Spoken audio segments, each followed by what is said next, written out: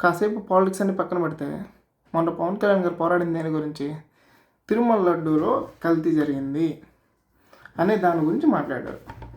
తిరుమల లడ్డూలో కల్తీ జరిగింది అనే దాని గురించి మాట్లాడితే ఆయన సిద్ధాంతాలు మార్చేసుకున్నాడు.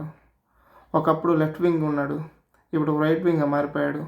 ఒకప్పుడు చెగువేరాని ఇష్టపడ్డాడు, ఇప్పుడు వేరే వాళ్ళని ఇష్టపడుతున్నాడు. ఇప్పుడు చెగువేరా ఏమైపోయాడు. ఇలా థంబ్నెయిల్స్ పెట్టి కొన్ని యూట్యూబ్లో వీడియోస్ అవి మన పెద్ద పెద్ద ఛానల్స్ కూడా స్టోరీస్ అవి వేసేస్తున్నారు. పవన్ కళ్యాణ్ మొత్తం సిద్ధాంతాలు చేంజ్ చేసుకున్నాడు. అప్పుడు ఒకలాగా ఉన్నాడు, ఇప్పుడు ఒకలాగా ఉన్నాడు. అప్పుడు జనం కోసం పోరాడేవాళ్ళు, ఇప్పుడు హిందూయిజం అంటున్నాడు, దేవుడి గురించి మాట్లాడుతున్నాడు, దేశం గురించి మాట్లాడుతున్నాడు. ఇలా ఎవరు మాట్లాడతారు? రైట్ వింగే కదా మాట్లాడుతుంది, ఇలా బీజేపీ కదా మాట్లాడుతుంది. మీరు గమనిస్తే ఆయన 2014 నుంచి ఫస్ట్ స్టార్ట్ చేసిన మీటింగ్లో నుంచి కూడా ఆయన చెప్పేది ఒకటే, ఇది సనాతన ధర్మంతో నిండిన నేల, ఇక్కడ అందరూ ఉండొచ్చు, దీన్ని సనాతన ధర్మమే ఆమోదించింది అని ఫస్ట్ నుంచి ఆయన చెప్తున్నాడు. ఇది ఆయన చిన్నప్పటి నుంచి ఇలాగే ఉన్నాడు. ఆయన టీనేజ్ నుంచి కూడా మాలేస్తున్నాడు. ఆ ఫొటోస్ కూడా మీ అందరి దగ్గర ఉన్నాయి. ఆయన ఎప్పుడూ దేవుడిని నమ్ముతానే ఉన్నాడు.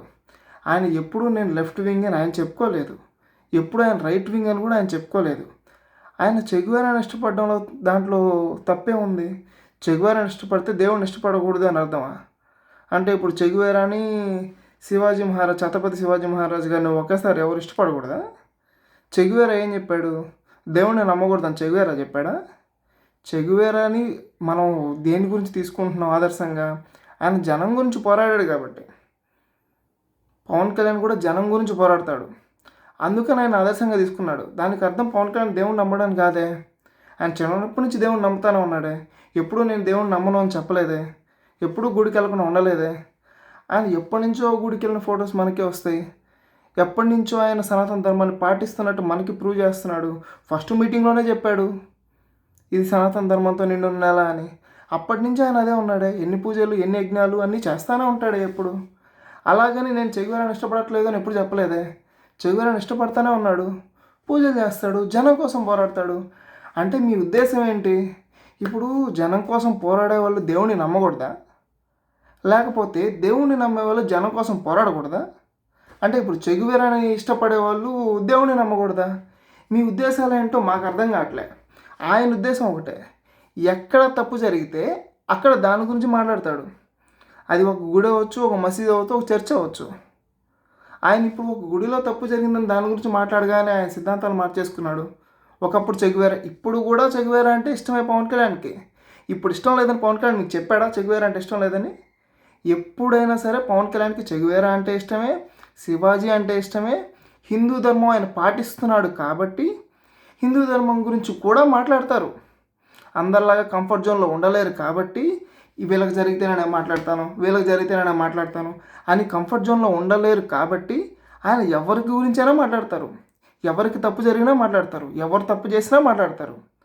వాళ్ళు కులం ఏంది, వాళ్ళ మతం ఏంది అని ఆయనకు అనవసరం. ఆయన ఎప్పుడు ఒకే వింగు. మీరు లెఫ్ట్ రైట్ ఇవన్నీ కాదు, ఆయన ఎప్పుడు స్ట్రైట్ వింగే. ఆయన ఇది చాలాసార్లు చెప్పాడు, ఈ లెఫ్ట్ రైట్ ఏమో నాకు తెలీదు, నేను ఎక్కడ ఏది తప్పు జరిగితే నేను దాని గురించి మాట్లాడతాను, మీరు దాన్ని రకరకాలుగా అనుకుంటున్నారు ఆయన ఎప్పుడో చెప్పాడు. ఇప్పుడు ఒక గుడి గురించి మాట్లాడితే ఇలా అంటున్నారు, రేపు ఇంకోటి జరగద్ది, ఆయన దాని గురించి కూడా మాట్లాడతారు. అప్పుడు మీరు వేరేలాగా అనుకుంటారు, వేరేలాగా దాన్ని స్కిప్ చేసేస్తారు. ఈయన ఇప్పుడు ఇలా మాట్లాడారు, అప్పుడు అలా మాట్లాడారు మీరే అంటారు. ఆయన ఎప్పుడూ ఒకేలా మాట్లాడుతున్నారు, ఎప్పుడు జనం గురించో పోరాడుతున్నాడు. ఎస్, ఆయనకి చెగువేరా అంటే ఇష్టమే, ఆయన హిందూ ధర్మాన్ని పాటిస్తాడు, జనం కోసం పోరాడతాడు. దీంట్లో ఏం తప్పు కనిపించింది మీకు? చెగువేరాని ఇష్టపడితే జనం కోసం పోరాడకూడదని, దేవుని నమ్మకూడదని ఎవరు చెప్పారు మీకు? చెగువేరా చెప్పాడా? నన్ను ఇష్టపడిన వాళ్ళందరూ దేవుడిని నమ్మకూడదని చెగువేరా ఏమన్నా చెప్పాడా? లేదు కదా. చెగువేరాని మనం పోరాట స్ఫూర్తిగా తీసుకుంటాం, పోరాట స్ఫూర్తిగా తీసుకుంటాం. అలాగే పవన్ కళ్యాణ్ ఆయన స్ఫూర్తిగా తీసుకుంటారు, జీవితాంతం స్ఫూర్తిగానే ఉంచుకుంటారు. అయితే దేవుడిని నమ్మకూడదా? ఇదేం లాజిక్? ఎక్కడి నుంచి వచ్చింది? అంటే ఇప్పుడు మన దేశం కోసం పోరాడిన వాళ్ళందరూ లెఫ్ట్ వింగా? ఎవరు దేవుడిని నమ్మిన వాళ్ళు కదా. మనకు స్వాతంత్రం వచ్చింది. ఇప్పుడు మనకు స్వాతంత్రం వచ్చిందంటే దానికి కారణం అందరు లెఫ్ట్ వింగేనా? జనం కోసం దేశం కోసం ఎవరు పోరాడిన వాళ్ళు వాళ్ళెవరు దేవుడిని నమ్మలేదా? భగత్ సింగ్ దేవుడిని నమ్మలేదా? అల్లూరి సీతారామరాజు దేవుడిని నమ్మలేదా? ఎవరు నమ్మలేదు దేవుడిని? వీళ్ళందరూ మన దేశ పోరాటం కోసం, మన దేశం స్వాతంత్రం రావడం కోసం పోరాటం చేయలేదా? వీళ్ళు చేయకుండానే మన దేశానికి స్వతంత్రం వచ్చిందా? మీ ఉద్దేశాలు ఏంటో మాకు అర్థం కావట్లే. పవన్ కళ్యాణ్ ఉద్దేశం ఒకటే. పవన్ కళ్యాణ్ ఎప్పుడూ ఒకటే మాట్లాడతారు. ఎక్కడ తప్పు జరిగితే అక్కడ దాని గురించి మాత్రమే మాట్లాడతారు. అక్కడ ఏం జరిగిందో దాని గురించి మాట్లాడతారు. దానికి కులం మతం ఏం ఉండదు. మీరు దాన్ని రకరకాలుగా అనుకోవచ్చు.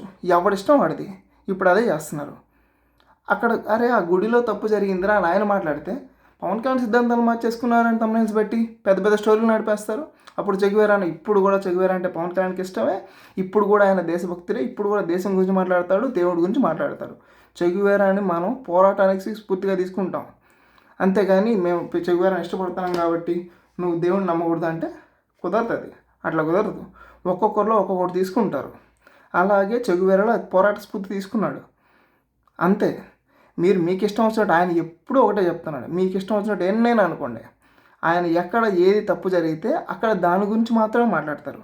దానికి కులం మతం అని మీరు అంట కట్టుకుంటారు.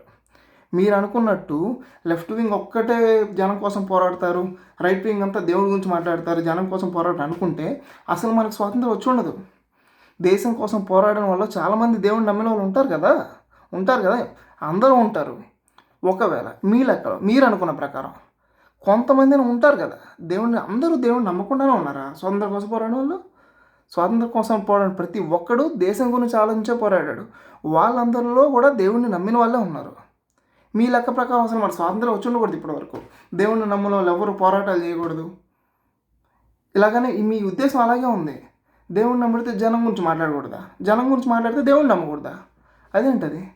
చెగువేరా పేరు చెప్పాడు, పోరాటానికి స్ఫూర్తి ఆయన, అంతే. దానికి దీనికి సంబంధం ఏంది? ఆ రెండు 2 డిఫరెంట్ థింగ్స్ కదా. దీన్ని ఒకేలాగా ఎందుకు చూస్తారు? ఇది ఎవరు అర్థం చేసుకున్నా ఎవరు అర్థం చేసుకోకపోయినా ఆయనకి చాలా క్లారిటీ ఉంది. మీకు లేదు క్లారిటీ. ఆయన లెఫ్ట్ రైట్ కాదు, ఆయన ఇప్పుడు స్ట్రైట్ వింగ్ అంటారు దాన్ని. ఆ స్ట్రైట్ వింగ్లోనే ఆయన పోరాడతాడు. దేశంలో చాలా చాలా పెద్ద నాయకుడు అవ్వబోతున్నాడు ఫ్యూచర్లో. ఇది మీరు గుర్తుపెట్టుకోండి. అది ఎవరైనా సరే ఇది గుర్తుపెట్టుకోండి. దేశంలో చాలా పెద్ద నాయకుడు అవ్వబోతున్నాడు పవన్ కళ్యాణ్. జై హింద్.